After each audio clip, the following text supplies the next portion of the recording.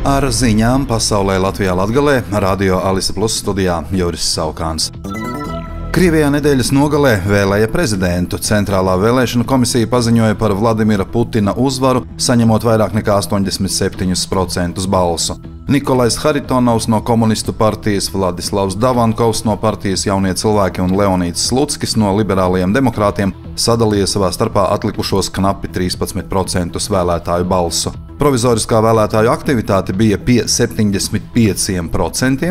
Preses konferencē Maskavā svētdienas vakarā Putins kā savas jaunās prioritātes nosauca uzvaru karā ar Ukrainu, no vienas puses teikdams, ka nav pret miera sarunām, bet no otras puses neizslēgdams, ka Krievijas armijai nākotnē tiks uzdots okupēt jaunas Ukrainas teritorijas. Putina inaugurācija viņa 5. pilnvaru termiņam notiks 7. maijā, uzvaras svētku priekšvakarā. Vēlēšanas Putina atkārtotai apstiprināšanai Krievijas prezidenta amatā notika represiju apstākļos. Tā šodien paziņoja Francijas ārlietu ministrija, paužot atzinību Krievijas pilsoņiem, kas parādījuši pretestību Kremļa pašreizējam režīmam. Vācijas prezidenta Franka Valtera Steinmeiera birojas laikrakstam Tagesspiegel pauda, ka Steinmeiers ar pārvēlēšanu Krievijas prezidenta amatā Putinu neapsveiks. Ķīna gan to šodien izdarīja. Polijas lauksaimnieki šodien bloķēja 2 lielus robežšķērsošanas punktus ar Vāciju, protestējot pret lauksaimniecības produkcijas importu no valstīm, kas nav Eiropas Savienībā, un pret tā dēvētā zaļā kursa ierobežojumiem. Latvijas robežsardze nedēļas nogalē veica pārbaudes 55 Krievijas pilsoņu dzīvesvietās, kuriem no pērnā gada 3. septembra nav tiesiskā statusa Latvijā. Intensīvs robežsargu darbs sākās jau 15. martā, kad bija organizēti vairāki imigrācijas kontroles norīkojumi Rīgā un tuvākajās pašvaldībās. Pārbaudēs konstatēti 3 pārkāpumi un sākti 3 administratīvo pārkāpumu procesi, kā arī izņemtas 3 pastāvīgās uzturēšanās atļaujas, kurām bija beidzies derīguma termiņš. Dzīvesvietās, kurās meklējamās personas netika konstatētas, veiktas kaimiņu aptaujas un atstātas pavēstes par nepieciešamību sazināties ar valsts robežsardzes amatpersonām. 17. martā valsts robežsardze kopā ar valsts policiju veica Krievijas valsts piederīgo vēlētāju dokumentu pārbaudi vēlēšanu norises vietā pie Krievijas vēstniecības. Kopumā pārbaudīts 1001 Krievijas valsts piederīgais vēlētājs, 24 personām konstatēts beidzies patstāvīgās uzturēšanās atļaujas derīguma termiņš.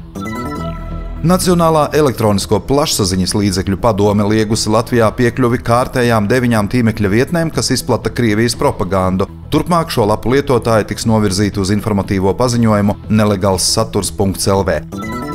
Valsts robežsardze pēdējās 3 dienās konstatējusi 136 nelegālo imigrantu mēģinājumus nelikumīgi šķērsot Latvijas-Baltkrievijas robežu. Līdz ar to kopumā šogad no robežas nelikumīgas šķērsošanas nu jau ir atturēti 496 cilvēki, bet humāna apsvērumu dēļ uzņemti 5, no tiem 3 aizvadītajā svētdienā. No 13. marta līdz 12. septembrim ir spēkā pastiprinātais robežapsardzības sistēmas darbības režīms Latvijas-Baltkrievijas pierobežā. Daugavpils administratīvajā teritorijā turpinās kapsētu digitalizēšana. Daugavpilī ir 8 kapsētas vairāk nekā 96 hektāru platībā, kuras pārzina komunālās saimniecības pārvalde, bet apsaimniekos labiekārtošana D. Daugavpils kapsētu digitalizēšana uzsākta pirms apmēram 4 gadiem, uz šobrīd apstrādāti aptuveni 40% no kapsētu kopējās platības. 26. martā 1:00 Latvijas Investīciju un attīstības aģentūra Daugavpilī aicina uzņēmējus no Daugavpils valsts pilsētas, Augšdaugavas novada, Preļu novada, Līvānu un Krāslavas novadiem uz infostundu. Pasākuma laikā būs iespēja uzzināt vairāk par Latvijas Investīciju un attīstības aģentūras atbalsta programmām, jauno inkubācijas programmu un tās uzņemšanas nosacījumiem. Pagājušajā nedēļā Daugavpils pilsētas pašvaldības speciālisti apmeklēja Jāņa Raiņa 6. pamatskolu, lai klātienē saprastu, ko ar šo infrastruktūras objektu iesākt nākotnē. Jaunais mācību gads izglītības iestādē nesāksies, jo skolēnu trūkuma dēļ skola tiek slēgta. Studijā bija Juris Saukāns par ziņu raidījumu Ziņas bez robežām pasaulē Latvijā Latgalē. Satura atbilstajā Alise Plus projektu finansē Mediju atbalsta fonds no Latvijas valsts budžeta līdzekļiem.